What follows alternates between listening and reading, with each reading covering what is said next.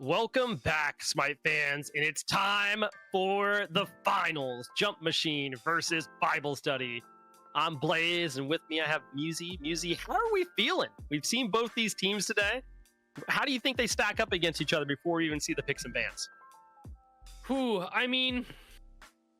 Jump Machine to me feels like a very strong contender for the one to take it all today. They played so well against Cherry Slush. It feels like their fundamentals are solid and they're willing to be flexible when they need to be. Bible Study, I think, put on a really good show for us last game, but when I think about between the two teams who's going to be able to come out on top, I still really feel like Jump Machine should have a pretty big edge over Bible Study. But I'm all for upsets, so if Bible Study are able to put on a miracle for us, that would certainly be something. I'd be really excited to see him do it. I agree. I mean, I'm always for the underdog coming back. I mean, Jump Machine, I feel like, has some hype. They've seen the competition, at least from what we've seen, that we thought was, cherry picked to be the best. Someone may say, as a Cherry Slush may be. But I'm excited. I mean, we saw some picks that each team likes. I mean, they both like Morgan. They both like, some of these other picks. I'm curious to see, does MMR get away with playing the Loki again to that level? I'm not so sure. Maybe we see something a little bit different this time around. Was pretty nuts last game. I am a big time comp Loki hater. That's just the way it is. He pops off very rarely. In that last game, NMR looked really, really good, so we love to see it. But heading into this game, I think we have some interesting picks that could possibly happen. Both these teams have some different individuals that are going to try to pose a different threat to the opposing team. And I don't think they play very similar game styles, which is what's going to make it the most interesting as far as how they want to go about playing the game. I think we might get a little bit of macro play that could see one team taking over a little bit earlier than the other. But we won't find that out until we head over to picks and bans a little bit. When that happens, do you think we see our normal picks again? We last game we saw on her again, but this time we saw a Jing Wei, which was a little bit surprising. Cabrakan seems to have taken a hold here. What are your thoughts here, Musi? Well, I would imagine, again, when it comes to like picks and bans for this upcoming set, it's going to be some focus on Sobek being banned out, which, hey, speaking of picks and bans, we can go over and take a look at those as they unfold. So clean. What a good transition. Love that transition. But Sobek ban feels almost assured. Same thing with Princess Bari, right? Very strong character, never going to see the light of day, right? Where it's just not going to happen. And you have to keep in mind too, it's a best of one, right? So yeah, you got to have some flash inside the pan. You got to have some fire to be able to throw out immediately. And to me, Cabrakan still feels like a pick that's worth prioritizing for that reason. Hank, ban it. Why not? That seems like a pretty good play too. Yeah, I mean, we see Bari banned. We're not surprised. Cabrakan Aladdin banned? I mean, that's nice. Hecate is off the table as well. We're not going to see any more gate teleport shenanigans like we just saw.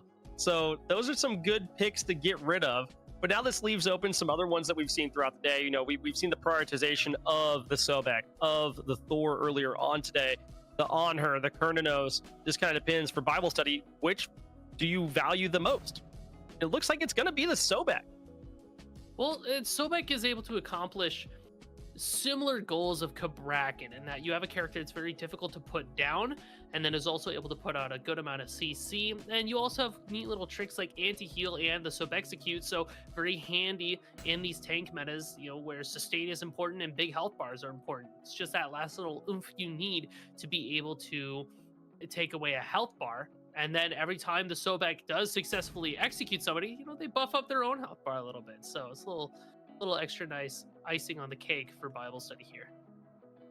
Yeah, we see Artemis and Ymir locked in, and we've talked about, on her, Ymir has been a pretty aggressive dual lane today, but Artemis does a lot of things really, really well to go along with this Ymir.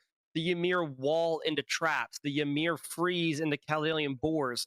I think there's a lot of options here now for Jump Machine where they can play into a Sobek fairly well with this comp. Now, obviously, we haven't seen what else is going to happen here, but I like the Artemis pickup. That we've seen the boar do a lot today, whether it's peeling or setting up a team fight. the options are there. Ymir gonna burn some beads along the way, hopefully with the freezes, or if they beads your boar, well, guess what? Here comes a freeze and a wall, so some things to think about. But Bible study, they hover the Loki. Does NMR go ahead and lock it in? They do. Loki's gonna be ran back, and this time with an Ares pick to go along with it. Ares is kind of an interesting thing to slot in here, or at least to me at this stage of the game, because we're already picking Ares into two characters that have that CC immune ultimate. But when you have something like a Loki and a Sobek, you should be able to pull beads and ults fairly effectively. I'm mostly looking at Sobek for that. So something to look out for in the later stages of the game where, you know, it's that 5v5 team fight. So when we have like a Sobek and an Ares, that to me says something like a dive composition, but you know, we're missing a piece of that. Loki to me doesn't scream dive, it screams front to back, it screams looking for stragglers. So I'm wondering how Bible study is going to be able to pull that off. Well, I like what Jump Machine's reaction was here. It's like, okay, we'll go Pele, because Pele can dive really, really well, and she sets up teammates really well with the knockup. I think there's a lot of options here. She does really good damage overall. They also picked up that Merlin, which we talked about earlier. Like, Merlin does a lot of things okay. Like, doesn't do anything too crazy early or mid. Doesn't do anything too bad either. I mean, like, he's fairly good. And then once he's the late game, he really starts seeing the potential of the amount of damage that he can do.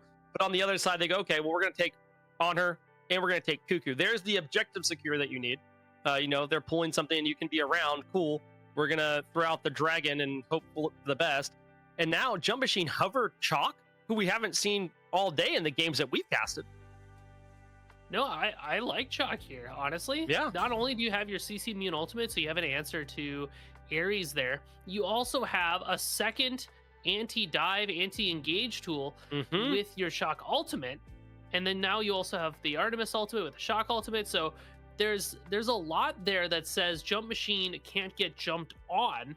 So now they, as general rule, should have priority when it comes to aggression and stuff like that. So they're looking for ways to let this Pele jump onto their backline and wreak havoc. So Ymir, Pele gonna be walking up, or maybe Pele and Shock walking up. You have Ymir kind of hang back a little bit to throw out some walls and some freezes in case anybody gets too close. And then Merlin and Artemis are able to throw out their damage at range. Bible study, I feel like, have a lot of setup. So it really is going to be on Kaidan to hit these ultimates and follow up with big damage. You have characters like Sobek and Ares. You got to make sure that you have the second swing to go after that first punch. Yeah, I mean, they have all the setup in the world for the Cuckoo and the On Her. Like, they have the setup that's there. But on the other side, Jump Machine looked pretty good from top to bottom here. I think it's a good comp for all five gods. We're going to see how this plays out as we hop into the finals here of Bible Study versus Jump Machine for our first week of Smite Prime. And as I mentioned earlier, I am Blaze. I have Musi with me, but our eye in the sky is Cash Money Mort. And then we have Testai on production, and the admin, the man, the myth, the legend himself, Jithens, running the show behind the scenes. It's been an awesome day for some Smite 2 esports, and now we head into this finals, and I'm just really curious to see how Valo plays this Pele. I haven't got to see a lot of it, but I'm excited to see it.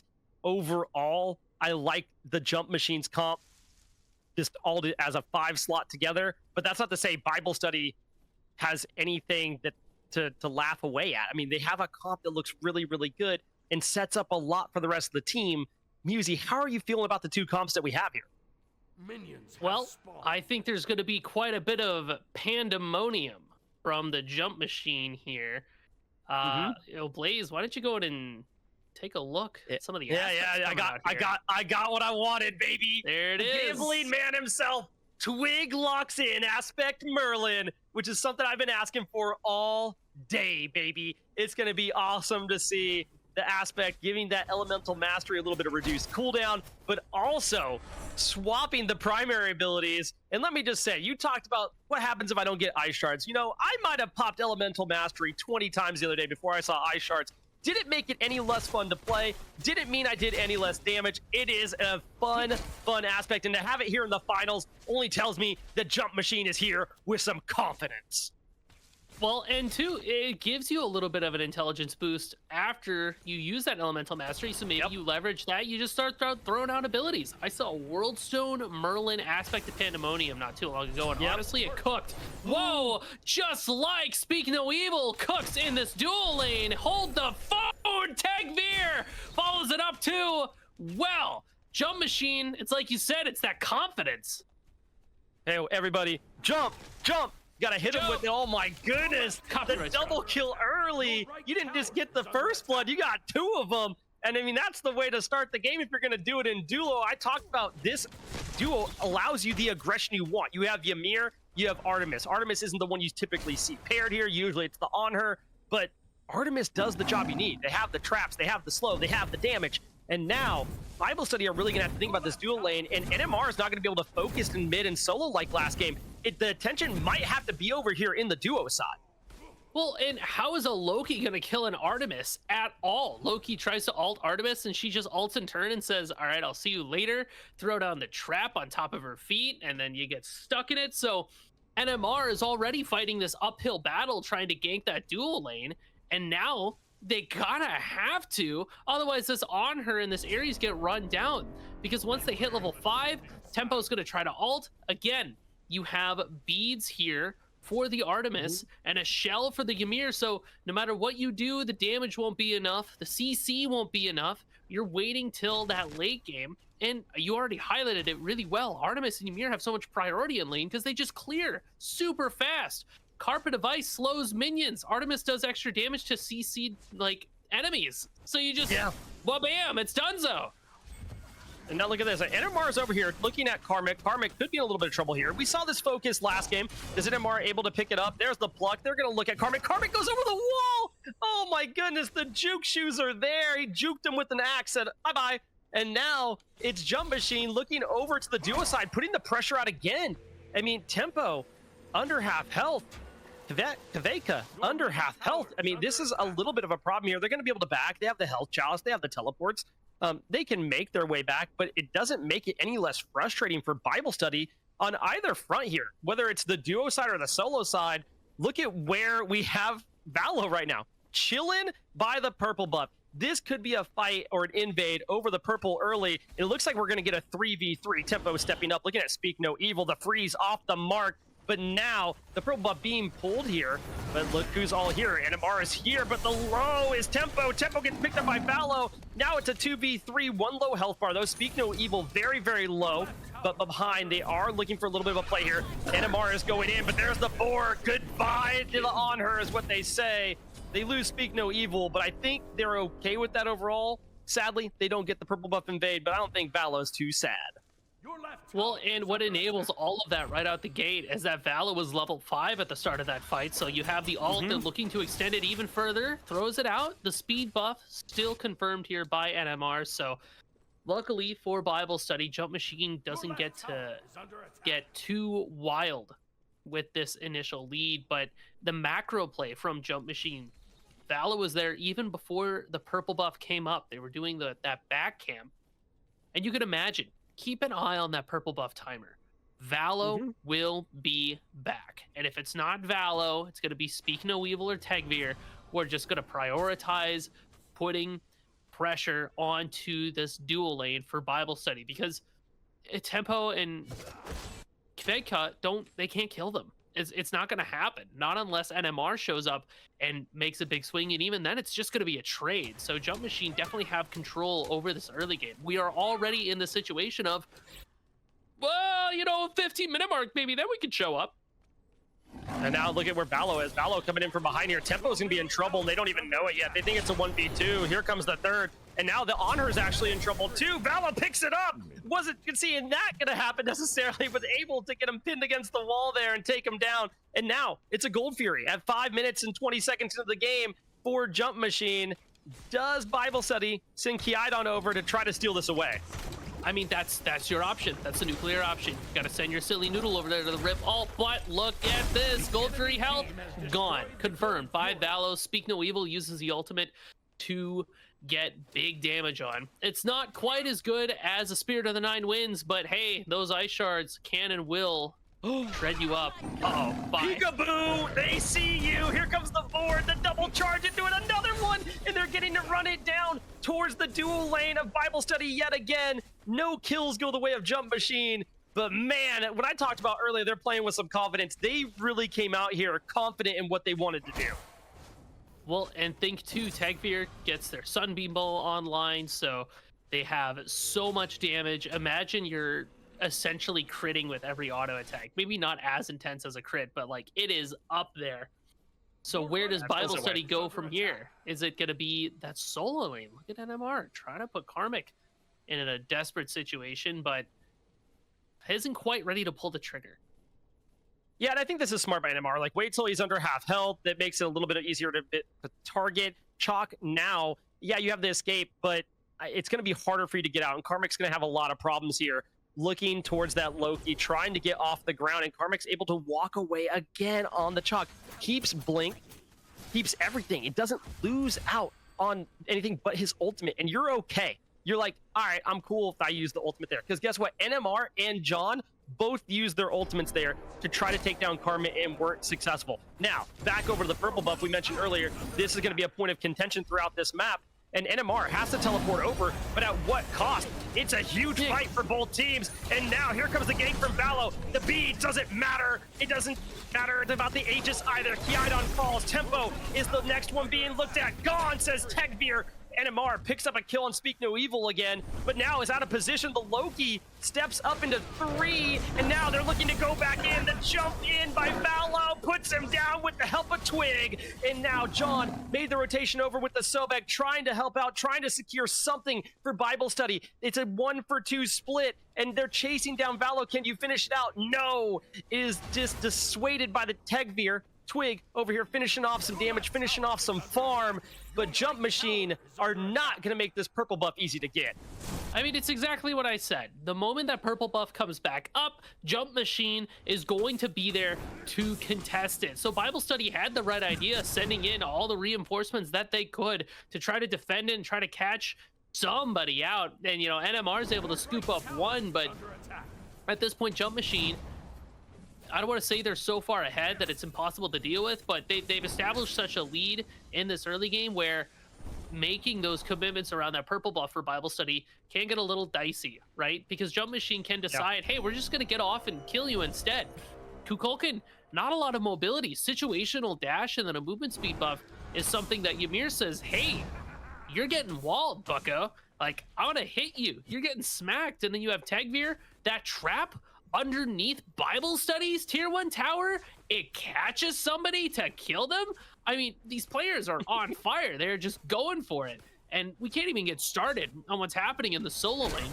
Yes, Karmic is ahead, but even though they're getting pressured out, it's just not enough. Bible Study can't find their way in. Nice little wind sprite usage by Speak No Evil. Better wall, though. Use the ultimate to try to get out. There's the freeze, and the arrows rain down from above. Tegveer picks up another. Holy smokes, the dual lane of Jump Machine came out with a vengeance this game. Between the two of them, they're 5-2 and 11. Like that is an insane dual lane stat here 10 minutes before the game. And guess what? Here comes Valo looking towards the Cuckoo. The shell is used, but does it save them? No, it doesn't. The Pyroblast comes through and says, bye-bye. Oh my goodness here, Musi. Jump Machine came in with a full tank of gas, and they're just on the accelerator. They're trying to find Karmic here. NMR has made the rotation again. The axe gets him out. You've got to be kidding me. They have not been able to find this Chalk at any point. Anytime you think they might even get close, the axes get him out. They asked him a question, and he says, bye-bye. Well, and you would think because Chalk has the aspect, it'd be easier to kill, but it's just not the case. He's so slippery. While this little skirmish happens as in duo, Valo gets the Gold Fury for Jump Machine. Pele and Ymir, the damage is enough to be able to eliminate it off the map. Now NMR has to defend purple buff again. Yep, NMR is here. There's the ultimate. Does he get it? No! It's able to be turned around by Tegveer yet again. It's a 2v2, but now you got Kveka trying to make a way in, but they've already traded out NMR. Here comes the Ares rotation over, but it's too late. The purple buff, they know it's going to be a point of contention each time. At this point, you have to make a decision. Do you decide that you're gonna set up wards around it and you're gonna come over and fight it as a team? Or do you decide to let it go? Because right now, you're fighting over every single time and you're not getting anything out of it. Yeah, cool, you secure it every once in a while, but you're losing somebody to do it. I don't know that it's worth it. Maybe you give them purple buff and you just put your pressure elsewhere. Tempo, now being attacked by mid lane. Karmic has made the rotation over.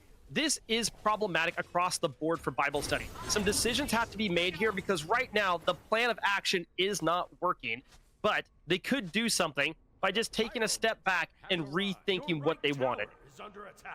The big answer here for Bible study, like they have to try to find a way to shut down Valo. Lord knows how you're gonna do that, right? This Pele is 2 levels up over your own jungler. They got that Dagger of Frenzy. They've already got some anti-heal too, so it's super hard to try to fight them, but you gotta find a way to make it work. Dogpile them, throw everything at this jungler, get that shutdown gold, and then come back to class, because anything else is just not working. Anhur's getting chased to his tier 2. Who is that? It's Karmic! It's Karmic. Karmic chases him to tier 2 while they finish the tier 1. Goes ahead and takes the trade. Says, cool, I'm gonna fight under the tier 2 and still trade it out. This is insanity by Jump Machine. There is really, Chalk could have just stayed behind the tier 1 tower and zoned. But no, just to say, hey, I want to keep the momentum on our side. I want to get into the enemy team's head. I'm going to attack under the tier 2. And sometimes that is worth it. And I was going to point out that both solo laners were 0-0 and 0 and hadn't really been a part of the fights as of yet. But Karmic walked all the way across the map. Didn't teleport over there. Walked all the way across and said, I'm going to fight you under your tier 2 and there's nothing you can do about it. And that is something that's a problem. Well, what does that say too about the way that Karmic has been able to farm? You're missing from your lane for so long. You're still a level up. It's wild. Jump Machine's macro play has been on it this game. They have been at every purple buff. They have been getting these Gold Furies on cooldown. Watch the timer on the Gold Fury. When it comes up, I can almost guarantee you that Jump Machine's going to be there, ready to get their 3rd pip for Gold Fury. Fire Giant's going to be coming up soon. The way that they've been playing their macro, I'm almost expecting them to have a little bit of a picnic, little cookout, like you would outside of a baseball game. They got beers, hot dogs, brats, it's all there, ready for that FG to spawn. Oh, no. Jump Machine is just going nuts. Luckily, Kaveka sees, hey, there's a Ymir here, I have to get out. And this is the first time we've seen purple buff being given up without taking a spill or a death. This is, okay, we had to adjust because right now, Jump Machine know where they want their pressure at. They want to pressure out dual lane and make it where it doesn't exist. Now over in the mid lane, Tempo looking for an ultimate here. Beads used by the Merlin. But look who's here. Speak No Evil has shown up. NMR trying to make a play. Ult in on the Merlin, but at what cost? A great wall to save the life. And here comes the board to come crashing it down. Karmic comes out of nowhere and hits the delete button. Ults in. And now it's just trouble for Bible study. On the backside here, they're getting ran down. Tempo is going to fall 2-4-0. Kuku trying to make way out, but Valo says, not today. I don't care about your ages. I don't care about a tier 1 or a tier 2. You're going to respect the damage that's coming. Tegbeer picks up a kill. That's a triple kill for Tegbeer. Looking for more. The Sobek finally gets an execute on Speak No Evil, but you have to deal with the Artemis. John gonna take the spill. Twig steals away the quadrant. What could have been more for Tegbeer, but a tier 1 tower mid and a Gold Fury are what's coming up next. Well, there it is. Tailgating really paid off because now Jump Machine get to take a look at the classic Gold Fury.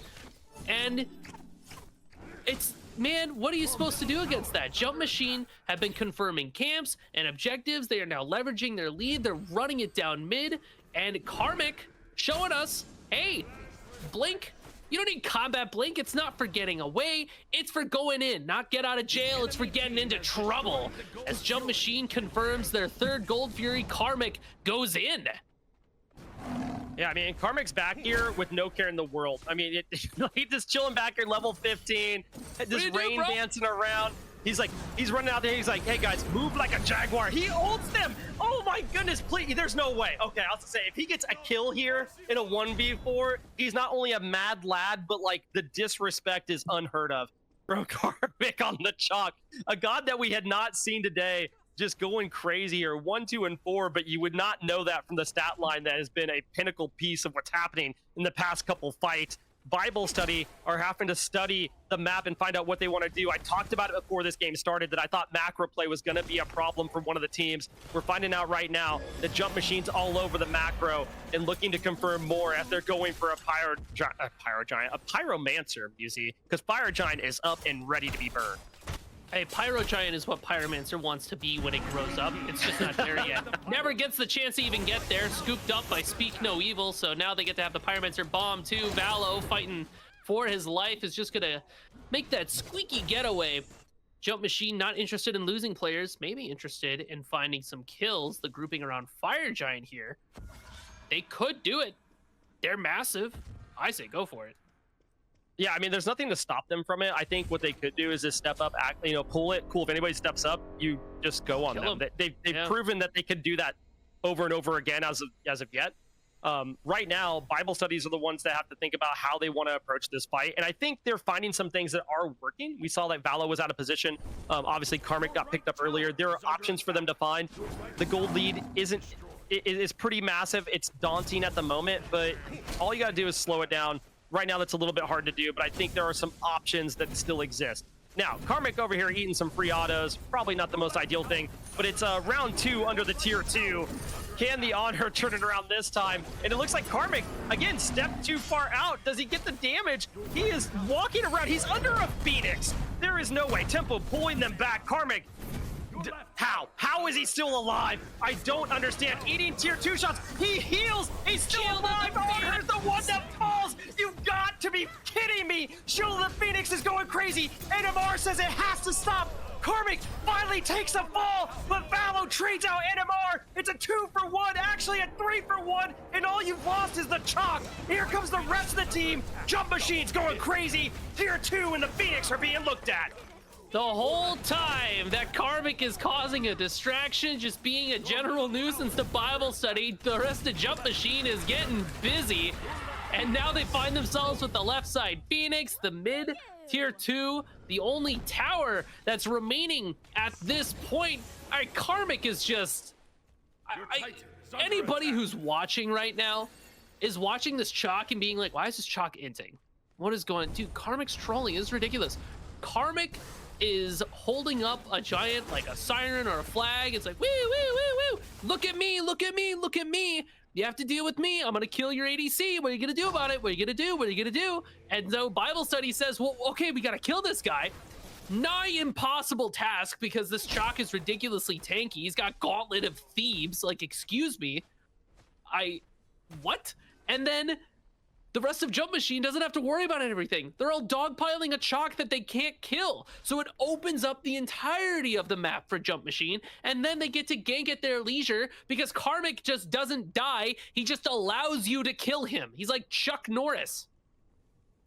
I want everybody to take a moment, and I want you to think about a time that you've played Smite and someone gets out with no health, except Karmic had no health and said, absolutely not, I'm gonna take you with me. And that has to be one of the most frustrating things. The team was there. The team was there, and it just didn't matter. He didn't care. Jump Machine now going for a Fire Giant. For the love of everything, don't give Karmic the dagger, because we already know what he can do without it. Techbeer picks it up. Karmic going in on the Cuckoo, says, I'm gonna run you down. Phoenix won't save you. Another one for Karmic. 3, 3, and 5. The Pridwit with a kill, possibly. Tier 2 being looked at.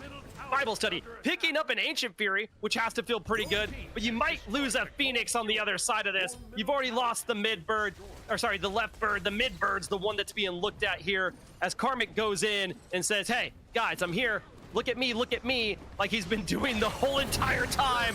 Sobek trying to do anything. Speak No Evil says, I don't care. Techbeer comes through with another kill. The Artemis has been going crazy. 10, 0, and 7 at this point in the game. Midbird is gone. Jump Machine is jumping their way into the Titan room, looking for anybody to step up and dissuade them from their victory, from being the Smite Prime Week 1 champions. Tempo goes in, but doesn't find what they're looking for. Techbeer somehow still alive. Tempo on the spill. Will they live to see another day? No. Techbeer, immortal, finds another one. Titan is half health, and right now, Yada on, finds Fallow. There's one for Bible study, but I don't know if it's gonna be enough. Tegmir, a double kill, looking for more. There's more there. Triple for Tegmir. He doesn't care that you're in your fountain and hearing. It's godlike for the Artemis, and they are gonna look for a quadra kill, but the Titan dies beforehand. Jump Machine, take it all.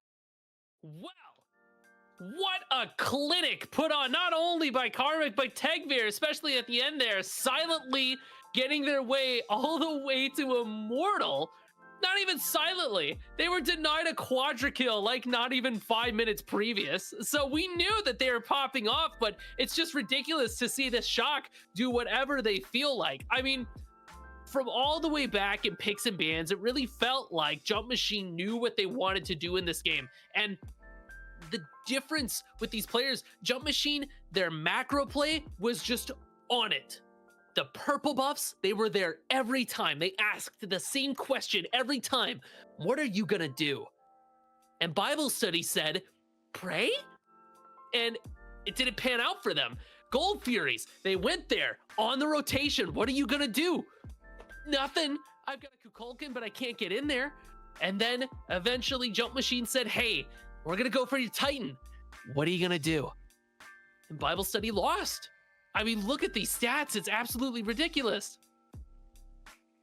I don't even know what you say or do in the situation where Karmic is not only like so tanky that it can just run into 4 people, but is also the top damage on the team. Like the Chalk's running it down. Move like a Jaguar is what he was doing, and it was just insane to watch. The whole entire time, you didn't really know what he was gonna do. You thought, okay, hey, he's gonna surely die here. He pops a heal out of nowhere with his Phoenix Shield. Like, he just gets the damage off enough to heal him. And we saw that not just once, but twice. Tegmir goes 13-0-7 on this Artemis. I don't know that you could allow that to happen again if you're playing against Jump Machine. Maybe ban the Artemis? I mean, this is a god that we saw throughout the day, but really we saw a lot of Anhur and Kernados that were being really problematic with this, like a sprinkle of Artemis. This Artemis went insane. Valo on the Pele, 6-1-10. Twig played Aspect Merlin and went 2-1-9. Was there, doing the damage, did what needed to be done. And then Speak No Evil, the walls, the freezes, the whole 9 was this well put together. Jump Machine jumped to no contention from anybody else. I mean, it's exactly what you said. There was no contention. Cherry Slush to me was the team that might have been able to take him down a notch, but with that big bad out of the way so early in the day, dude, they were not slowing down. That was not happening. They were going all the way, baby. So they get to cap out the end of the day with that sweet, sweet victory and a wonderful show that they give to us right at the end there. Yeah, I mean, just an amazing play. A great first week for Smite Prime to be back. Just remember, this is week 1 of the open circuit. Week 1. All right, you get more Smite Prime action on each Saturday for really the foreseeable future. We'll be back next week, same time, same place. Maybe different teams, maybe the same teams. You know, a little bit of action that we'll hope to see. Jump Machine, do they make another run at it? Do they come back again? Do they repeat? Do they allow this man to get a godlike? You know, these are the questions we have to ask ourselves. But it's been a blast here today, Musi. I've had a great time casting with you. And we had, again, Cash Money more as our eye in the sky. We had Test Eye as our production. The man, the myth, the legends behind the scenes, helping run it all, Jithens. And here's your bracket for the day. Take a look at it. See what there is to see from all these different teams. Massive bracket today with 39 games played. Jump Machine's the one to take it all. I mean, let's take a look at some of these team names. Content Team 6 did pretty good, but knocked out by the King's Court. Thought I would see more from our friends Pokemon, but they got knocked out by Content Team 6. So what do you do? What were some other fun names we were looking at? Bikini Bottom Bad Boys taken up by the Bakery. Wow. Yeah, I mean, Bikini Bottom Bad Boys was a really fun name. It would have been just fun to cast. Like just saying their name was fun. On a Day Armed Robbers, I mean, had a pretty stacked roster. I was surprised, where they ended up. Overall, there were some good teams and some fun names too. I've always enjoyed some good Smite team names are making a more fun time. I'm gonna give the Bikini Bottom Bad Boys a little something just because I like their names. So you can have this for whatever MLG highlight video you're doing. Bikini Bottom Bad Boys. And there's the Bikini Bottom Bad Boys. That was. Oh, hey there, Gary. Yeah. Whoa! Oh my god! Yeah, you're welcome. That's That's a all for special you, just for Bikini all. Bottom Bad Boys. You take that home. You frame it, put it on the fridge. Yeah. Well, that is it for us today.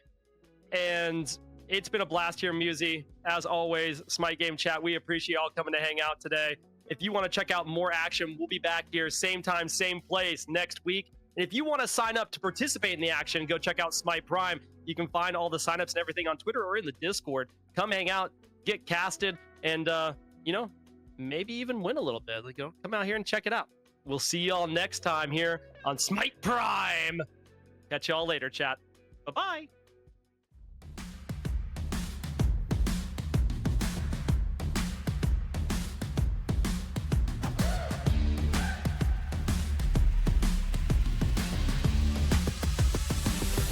We gonna take on the world.